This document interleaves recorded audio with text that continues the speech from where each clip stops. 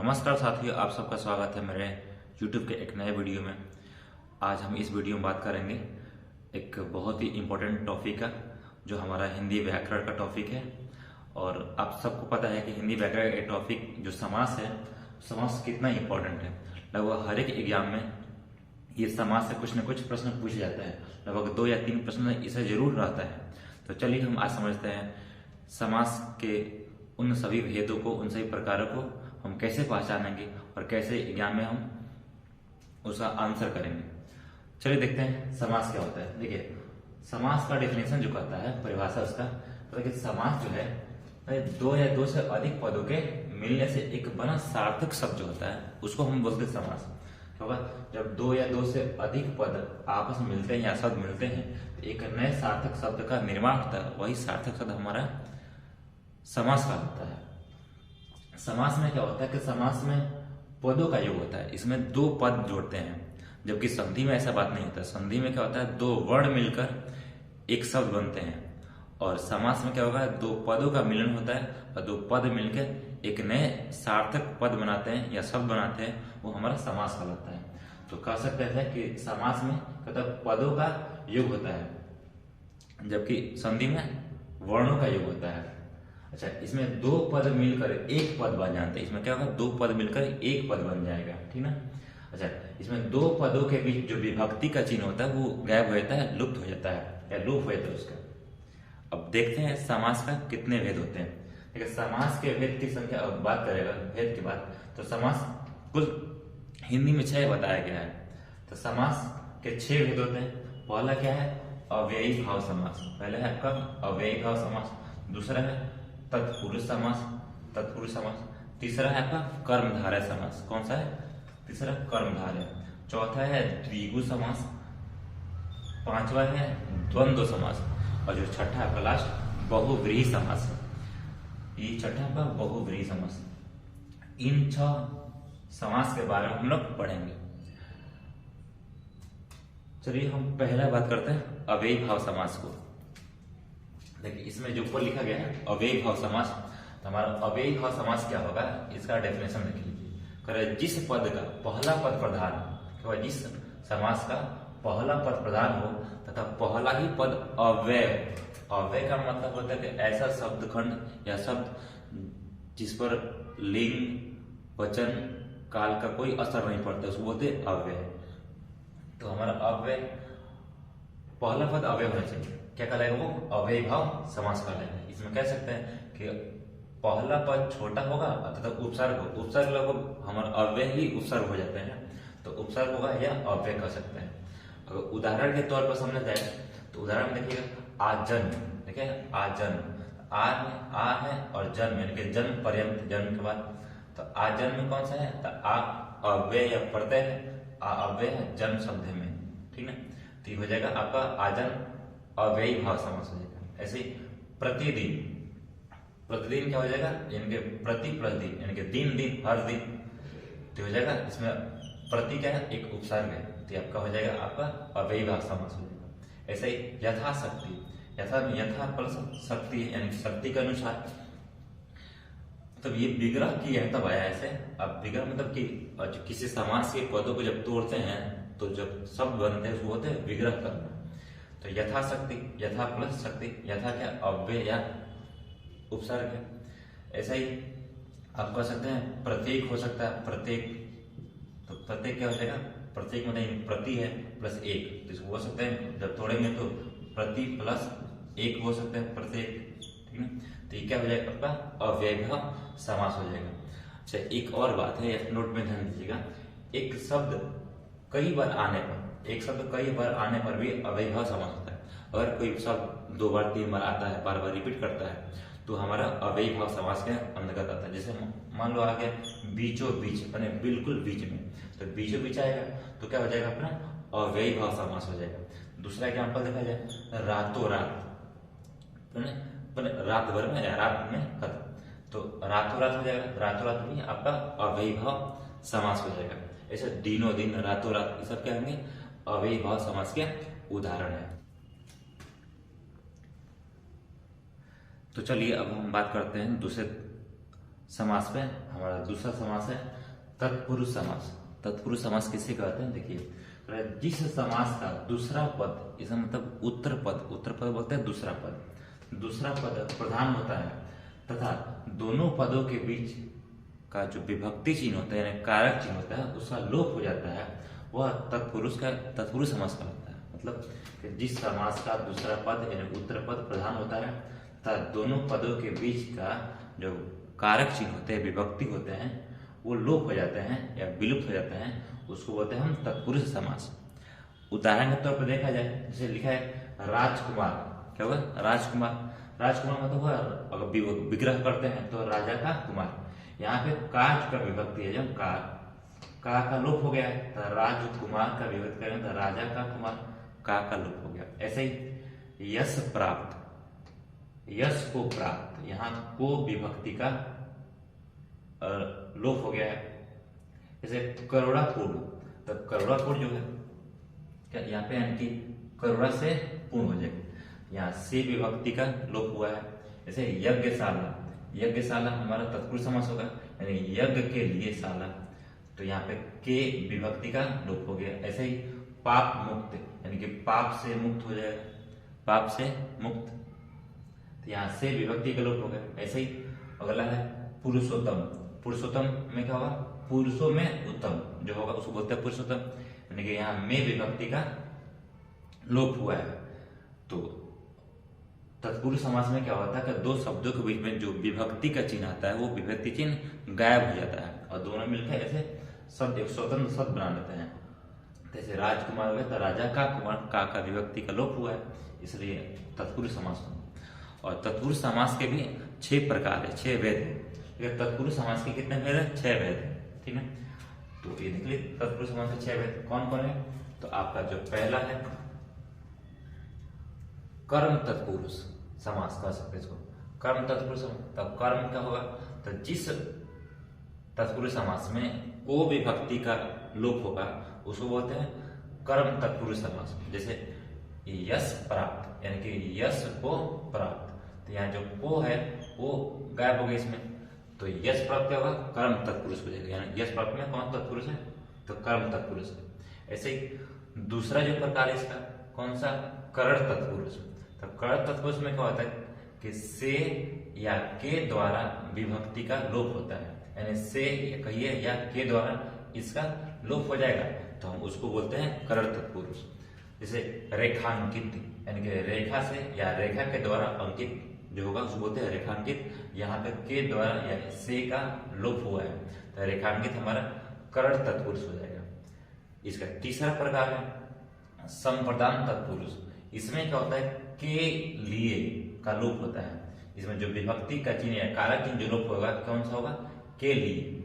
जैसे मान लीजिए यहाँ पे लिखे यज्ञशाला, यानी यज्ञ के लिए शाला, यहाँ पे के का लोप हुआ, के लिए का लोप हो गया इसमें, तो इसका नाम ये हो जाएगा आपका संप्रदान तत्पुरुष हो जाएगा, ठीक। जो आपका चौथा है अपदान तत्पुरुष। इसमें क्या होता है? इसमें से का लोप होता है, लेकिन इस वाले में भी से का लोप हुआ, लेकिन इसमें भी से का लोप हुआ, यानी करण तत्पुरुष में भी से का लोप होता है और अपदान तत्पुरुष में भी से का लोप होता है। लेकिन यहाँ से का लोप होने का अर्थ है ये जो से आएगा वो अलग होने का अर्थ बताएगा। किसी एक चीज से दूसरी चीज अलग हो रहा है, वहां पे हम अपदान तत्पुरुष का प्रयोग करेंगे। जैसे पाप मुक्त, यानी कि पाप से मुक्त, मतलब पाप गायब हो रहा है यहाँ पे, तब पाप से मुक्त है अलग हो, पाप से अलग हो रहा है कौन? मतलब कोई चीज है, कोई व्यक्ति है, अगर पाप मुक्त हो गया पाप से अलग हो गया, तो यहाँ पे अलग होने के सेंस में अगर बात करेगा से आएगा तो वहां पे अपदान तत्पुरुष कहेंगे। यानी पाप मुक्त में कौन है? तत्पुरुष, तो अपदान तत्पुरुष है, ठीक। ऐसे जो पांचवा है आपका संबंध तत्पुरुष। तो संबंध तत्पुरुष में संबंध होता है कि का, के, की, इन सब का लोप होता है, तो हम बोलते हैं इसको संबंध तत्पुरुष। जैसे राजपुत्र बोले तो राजपुत्र राजा का पुत्र, यानी का कारण का विभक्ति का लोप हुआ है, यहाँ हो जाएगा करण तत्पुरुष, संबंध तत्पुरुष हो जाएगा यहाँ पे। अगला जो छठा नंबर का है तो उसका नाम है अधिकरण तत्पुरुष।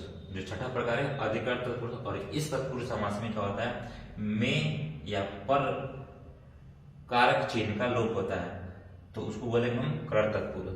जैसे पुरुषों में उत्तम, तो जगह पुरुषोत्तम बोलते हैं, पुरुषोत्तम, पुरुषों में उत्तम। यहाँ में विभक्ति जो है ना, यहाँ पे उसका लोप हो गया। जब विग्रह करते हैं और जब उसमें में विभक्ति आएगा या में कारक चिन्ह आएगा, अगर उसका लोप होता होगा तो बोलिएगा उसको करण तत्पुरुष है। तो ये आपका 6 प्रकार हुआ तत्पुरुष समास के। चलिए अब हम आगे बढ़ते हैं। तीसरा हमारा है कर्मधारय समास। देखिए, जिस समास का उत्तर पद यानी बाद वाला पद, जिस समास का उत्तर पद प्रधान होता है तथा पूर्व पद और उत्तर पद में उपमान, उपमेय तथा विशेषण विशेष का संबंध होता है, उसे हम लोग कर्मधारय समास कहते हैं। ठीक, पहला पद और दूसरा पद के बीच में उपमान उपमेय का संबंध होगा या विशेषण विशेषक का संबंध होगा।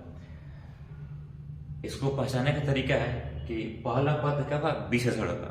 अगर कर्मधारय समास है तो उसका जो पहला पद होगा क्या होगा, विशेषण होगा, और दूसरे पद की तुलना की गई होगी। उसमें क्या होगा, जो सेकंड टर्म होगा, सेकंड पद होगा, उसकी तुलना की गई होगी। ठीक, और विग्रह करने पर जो बीच का शब्द होगा मध्य में क्या आएगा, है जो, या तो है जो आएगा या नहीं तो क्या आएगा, के समान आएगा। है जो या के समान आता है तो समझ जाइए वो क्या होगा, कर्मधारय समास है। ठीक ना। उदाहरण के तौर पे देखिए, चरण कमल क्या होगा, चरण कमल। तो चरण कमल में क्या होगा, यानी कि चरण कमल कहने को हुआ अगर विग्रह करेंगे कमल के समान चरण, कैसा, कमल के समान चरण। इसका मतलब क्या है, यहाँ पे क्या है कि के समान, बीच में आया के समान, विग्रह के, तो क्या हो जाएगा आपका चरण कमल कर्मधारय समास हो जाएगा। ऐसे महापुरुष लिखा है तो महान है जो पुरुष, इसका विग्रह करेंगे तो महान है जो पुरुष, इसमें बीच में है जो, तो ये हमारा हो जाएगा आपका कर्मधारय समास। ऐसे लाल मणि, लाल मणि यानी कि लाल है जो मणि, ये भी हमारा कर्मधारय समास हो जाएगा। मृग नयन, मृग मतलब मृग के समान नयन, मृग के समान है यानी कि नयन की, मृग के समान नयन, यानी कि यहाँ पे जो नयन की तुलना की गई है जो मृग के समान है। नील कमल, नीला है जो कमल, कैसा है, नीला है जो कमल। यहाँ पे जो पहला पद होगा हमेशा विशेषण काम करेगा, ठीक ना, दूसरे पद की तुलना की गई होगी, तो समझना है वो क्या होगा, कर्मधारय समास हो जाएगा। ठीक ना। अब चलिए हम अपने चौथे समास से बढ़ते हैं। चौथा समास है हमारा द्विगु समास। कौन सा, द्विगु समास। देखिए, ये सबसे आसान समास है, ये आपको बहुत जल्दी आप पहचान पाइएगा, देखते देखते आप आंसर कर पाइएगा। ठीक है, जिस समास का पहला पद संख्यावाचक हो, तब अगर नंबर दिया हुआ कोई संख्यावाचक हो, नंबर ऐसे पढ़ने से लगता है नंबर बता रहा होगा, तो समझिए कि वो कैसा द्विगु समास होगा। उदाहरण के तौर पे चौराहा, चौराहा में है ना कि चार, यानी कि चार राह, चार राह का या चार राहों का समूह, तो चौराहा। त्रिकोण, इसमें त्रि में 3 संख्या है, 3, तो ये 3 कोणों का समूह। ऐसे ही कहा जाएगा सप्तर्षि यानी कि 7 ऋषियों का समूह, तो यहाँ पे 7 आएगा। ऐसे पंचवटी, तो 5 आया इसमें, तो अगर संख्यावाचक होगा पंचवटी में 5 वटों का समूह। तो जब भी अगर प्रथम पद अगर संख्यावाचक हो जाएगा तो समझ जाना कि द्विगु समास है। वहां पे क्या है, ये इसमें जितने उदाहरण दिए गए सब द्विगु समास है।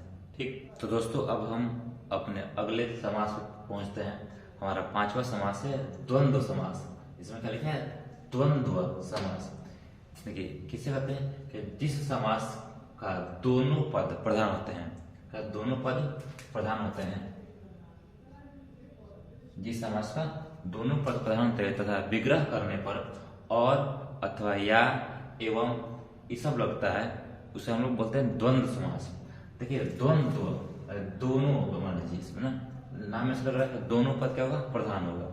इसमें एक इसको पहचाने खास ट्रिक है कि इनके दोनों पद एक दूसरे के विपरीत होते हैं। बहुत सटीक दो वर्ड आएंगे, दोनों एक दूसरे के उल्टा होगा, ठीक ना, तब उसे हम बोलेंगे द्वंद्व समास। जैसे पाप पुण्य, पाप पुण्य, इसमें दोनों पद क्या प्रधान है, यानी पाप और पुण्य हो जाएगा। गुण दोष हो जाएगा, गुण दोष यानी गुण और दोष क्या हो जाएगा, द्वंद्व समास हो जाएगा। सुख दुख, सुख और दुख द्वंद्व समास हो गया। माता पिता द्वंद्व समास हो गया। भाई बहन द्वंद्व समास हो गया, ठीक है ना। जैसे लोटा डोरी द्वंद्व समास हो गया। ऊपर नीचे ये द्वंद्व समास हो गया। तो अगर द्वंद्व समास में दो शब्द आएंगे, दोनों शब्द के बीच में एक ऐसा डैश रहेगा, ठीक ना, और दोनों एक दूसरे के विपरीत अर्थ दिखाते होंगे, तो समझिए कि वहां पे द्वंद्व समास होते हैं, ठीक। और आपका अंतिम जो समास है, छठा समास है क्या, बहुव्रीहि समास। बहुत इंपॉर्टेंट समास है, लगभग हर एग्जाम में मैक्सिमम यही सब पूछता है। बहुव्रीहि समास कहता है कि जिस समास में कोई पद प्रधान नहीं होता, इसमें क्या दोनों पद प्रधान थे, लेकिन बहुव्रीहि समास में कोई पद प्रधान नहीं होता। जिस पद में कोई पद प्रधान नहीं होते हैं, बल्कि दोनों पद मिलकर किसी तीसरे पद की ओर संकेत करते हैं, वो क्या कहलाता है, बहुव्रीहि समास कहलाता है।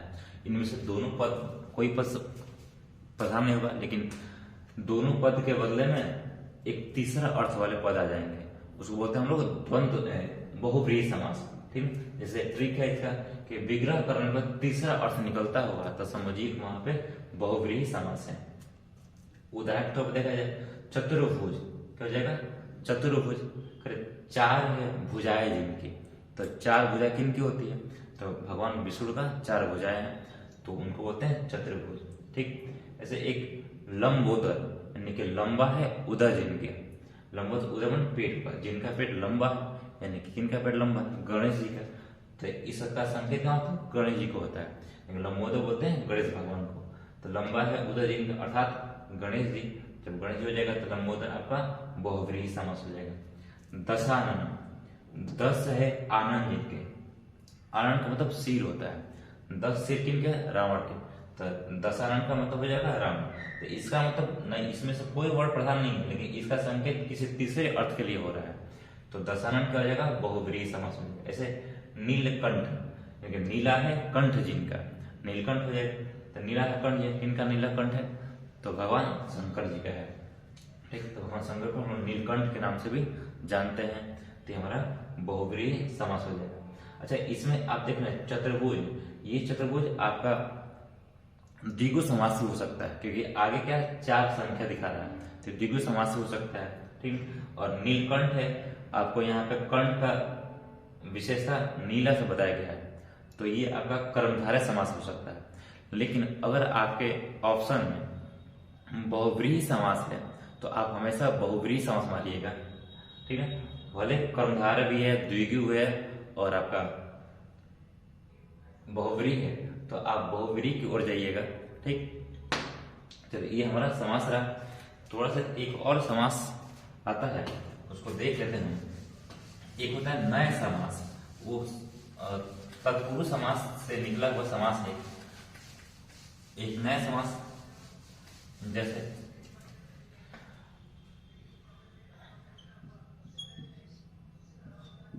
नए समास का होता है, इसके अंदर अगर कोई समास में नकारात्मक बात हो, मतलब स्टार्टिंग है प्रथम पद क्या होगा, नकारात्मक होगा, तो उसको हम लोग नए समास कहते हैं।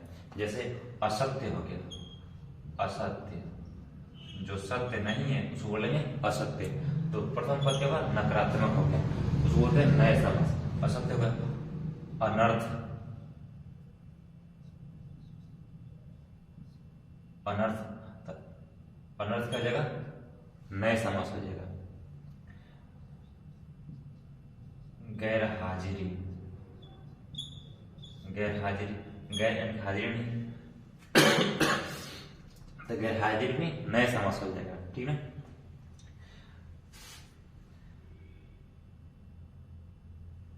और देख लीजिए, जैसे नालायक, नालायक जो किसी लायक ना हो उसको बोलते हैं नालायक, और नालायक हो जाएगा नए समास के उदाहरण हो जाएगा, ठीक है। ऐसे अपूर्ण हो जाएगा, बहुत सारा है ना, जो स्टार्टिंग में नकारात्मक सेंस बताएंगे वो हमारा नए समास हो गया। तो ये हमारा समास था, और आई होप आप सबको समझ में आया होगा।